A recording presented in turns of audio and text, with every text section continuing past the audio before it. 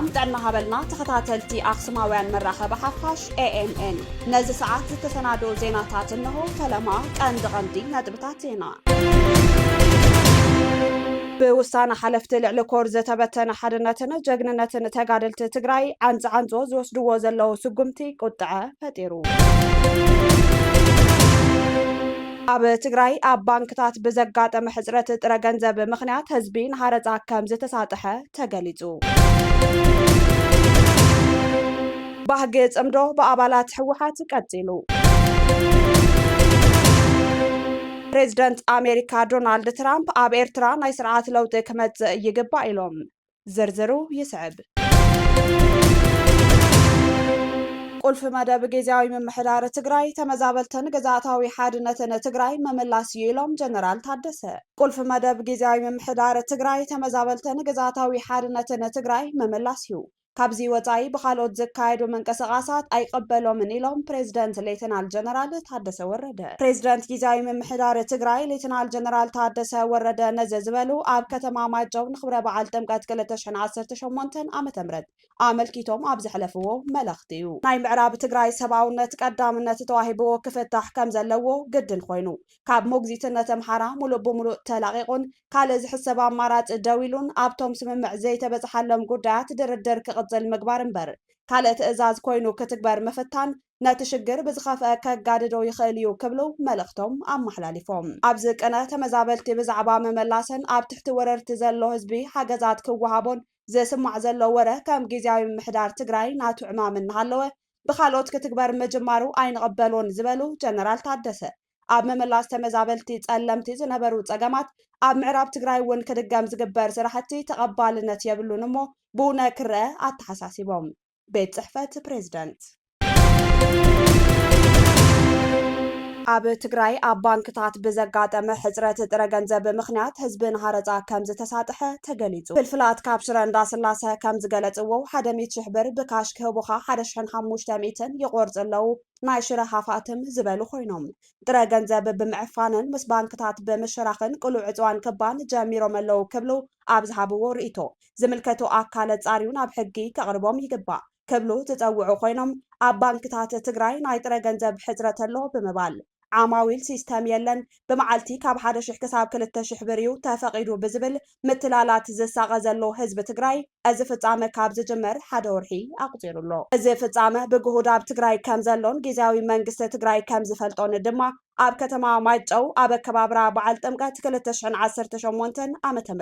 ዘረባ ዘስምዑ ጀነራል ታደሰ ወረደ ባንክታት ገንዘብ የለን ብምባል ህዝቢ ክሳቀ ይግበር ኣሎ ትካላት ማይክሮ ፋይናንስ እውን እቲ ኩነታት ክጋደድ ይሰርሓ ኣለዋ እዚ ድማ ኣብ ትግራይ በበዓልና ዓመጻት ክፍንዶ ዝግበር ዘሎ ውዲት እዩ ክእረም ኣለዎ ክብሉ ገሊጾም ኣብ ምንቅቃሕ ኢንዳስትሪ መልኪቱ ኣብ ከተማ ሽረ ስላሴ ጥሪ ዝተሳለጠ መድረኽ እውን እንተኾነ ጀነራል ታደሰ ወረደ ከም ዝገለጽዎ ኣብ ትግራይ ካብ ባንክታት ወፃኢ ብዙሕ ገንዘብ ከም ዘሎን ዘይተደለዩ ፍጻመታትን መንቅስቓሳትን ይፍጸምሉ ኣለው ክብሎ ምግላጾም ዝዝከር ኮይኑ ኣብ 5 መዓልታት ድማ ኣብ ከተማ ሽረ እንዳስላሰ ን10,000 ብር ጥረ ቅርሺ 200 ብር ክኸፍሉ ብምግባር ካብ ባንኪ ወፃኢ ሓረፃን ግዕዝይናን ይፍጸም ከም ዘሎ ተገሊጹ ብውሳነ ሓለፍቲ ልዕሊ ኮር ዝተበተነ ሓድነትን ጀግንነትን ተጋሩ ትግራይ ዓንፆ ዝወስድዎ ዘለው ስጉምቲ ቁጥዐ ፈጢሩ ብጉባኤ ልዕሊ ኮር ዝተጠሓሰ ሕግን ሓድነትን ሰራዊት ትግራይ ብውልቀ ጀነራላት ይጠሓሰሎ ብዝብል ሽፋን ማእሰርትን ወታደራዊ ስጉምትን ከም ዝወስድ ቢሮ ሰላምን ጸጥታን ኣጠንቂቑ ልዕሊ ሕግን ስርዓትን ምዃን ኣይከኣልን ክብል 9 ጥሪ 2018 ዓ.ም ኣብ ዝዘርግሖ ሓበሬታ ጥንካረ ሰራዊትና ንምሕላውን ዝተወሃቡና ተልእኾ ብብቕዓቱ ንመፈጻምን ሰራዊት ናይ ውሽጢ ጽሬቱን ሓድነቱን እናሓለወን እናተማዕራረን ኣብ ኪናት ይኹን ኣብ ሰላም ዓበይቲ ዓወታት እናመዝገበ ምጽንሑ ይፍለጥ ኣብ ዝብል ጽሑፍ ቅድሚ ጉባኤ ልዕሊ ኮር ዝነበረ ወድዓዊ ሓቂ ሰራዊት ትግራይ ዝገለጸ ቢሮ ሰላምን ጸጥታን ትግራይ 15 ጥሪ 2017 ዓ.ም ብገዛ ውሳነ ሓለፍቲ ልዕሊ ኮር TDF-ን ንባዕሎም TPF ኢሎም ዘፀውዑ ሓይልታት ትግራይ ከከፋፈሉን ኣብ መንጎ ተጋሩ ዕጥቃውን ፖለቲካውን ምትፍናን ዝፈጠረ ውሳነ ልዕሊ ኮር ኮይኑ እንተብቅዕ ብስም ብዲሲፕሊን ናይ ሕጊ ጥሕሰትን ኣብ ትግራይ ማእሰርትን መፍርርሕን ብቢሮ ሰላምን ጸጥታን ቀፂሉ ናይ ዘመርኣያ ጀነራል ጉዑሽ ገብረ ንክእሰር ምክንያት ኮይኑ ብትልምት ማእሰርቲ ጀነራል ጉዑሽ ኣብ አዲስ አበባ ኣብ ልዕሊ ጀነራል ገዛኤ በራን ጀነራል ሰዓረ መኮንንን 15 ሰነ 2011 ዓ.ም ኣብ መንበሪ ዝተፈጸመ መቅተልቲ ብዝመስል ስልቲ ሰዓት 10 ናብ ውልቀ ገዛ ብምጽዋዕ ክትሓዝ ምክንያት ኮይኑ እዩ ጀነራል ጉዑሽ ገብረ ዋላ እኳ ንማእሰርቱ ዝገልጽ ስም ዝርዝር ኣብቲ ሰላምን ጸጥታን ዘውፅኦ ሓበሬታ እንተዘይሃለወ ድሕሪ ብትእዛዝ ጀነራል ማሾ በየነ አዛዚ ግንባር ሰሜን ምብራቅ ሰዓት 10 ጥሪ 2018 ዓ.ም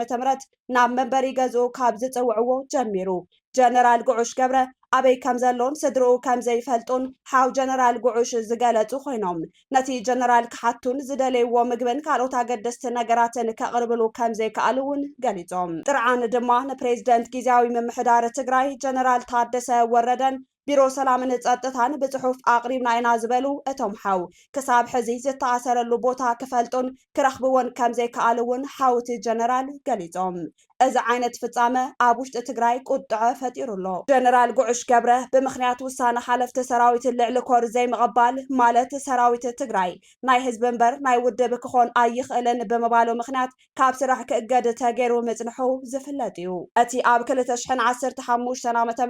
ካብ 20 ክሳብ 24 ጥቅምቲ ኣብ ግንባር ዘላንበሳ አንጻር ወራሪ ሰራዊት ሻዕብያ ዝተኻየደ ደማዊ ኩናት ሻዕብያ ሬሳይ ረጊጹ እዩ ዝሓልፍ ብምባል ህዝቢ ከተማ ዓዲግራት ዘድሐነ ጀግና ጀነራል ጉዑሽ ገብረ ኣብዚ እዋን ኣበይ ከም ዘሎ ስለ ዘይተፈለጠ ዝረኸቦ ምግቢ ዘይምገብ ብምዃኑን ስድርኡን መቓልስቱን ኣብ ሻቁለት ምህላዎም ኣፍሊጦም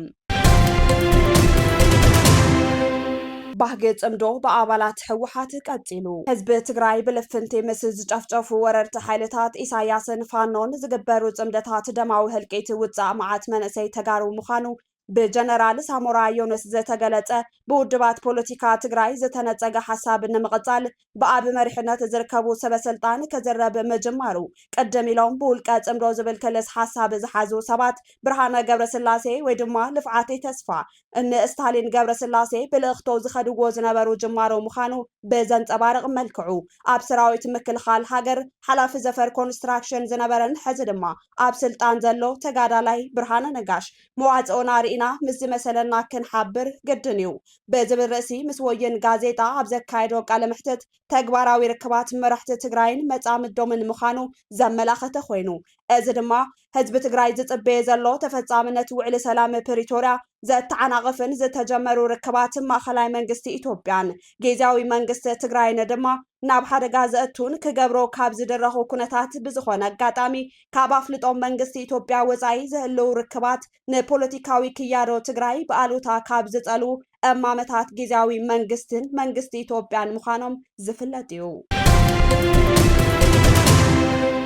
ፕሬዝደንት አሜሪካ ዶናልድ ትራምፕ ኣብ ኤርትራ ናይ ስርዓት ለውጢ ክመጽእ ይግባእ ኢሎም ዶናልድ ትራምፕ ኣብ ኤርትራ ናይ ስርዓት ለውጢ ክመጽእ ከም ዝጸውዑ ብዋሽንግተን ኤግዛማይነር ኣብ ዝተሓተመ ጽሑፍ ተመላኺቱ እቲ ብተንታኒ ሚካኤል ሮቢን ዝተጻሕፈ ጽሑፍ ትራምፕ ኣብ ዞባ ቀይሕ ባሕሪ ዝግበር ዘሎ ዓፈና ንምፍታሕን استراتيجيكاوي ربحاتات أمريكا نمحلاون والك ملاخي إساياس أفوركي كاب سلطان كورد كجدد اللو مبالهم آبت صحوف تقميتو يركب إيرترا حانت كابتن أزين عفنا زفت زملن هاجرات عالم مخانا زملاخته اتصحوف إساياس أفوركي قدب ألبو هاجراوي أقل جلوتن قبل على بوليتيكاوي ناتنتات زجبر قدبن بمختال بزي هاجراوي مسرح مرجع ننوي حوان آب سلطان متنحو وغسو تنتاني ميكائيل روبين أبزز فرو صحوف أمريكا نيرترا كم زواوي سقات جيرا بمغرات كمتي قبل على إيران بين جوالان حيزات توزلا مرقاتي كتوسد تلابيو يخون بر از امامزي كابجل زواوي تنتنتي وهابت رئيتون نغفيتا رخيبولو مس بوليس أمريكا تأساسيرو أبزوات أيح بحري نعبيز خيد زلو وطرن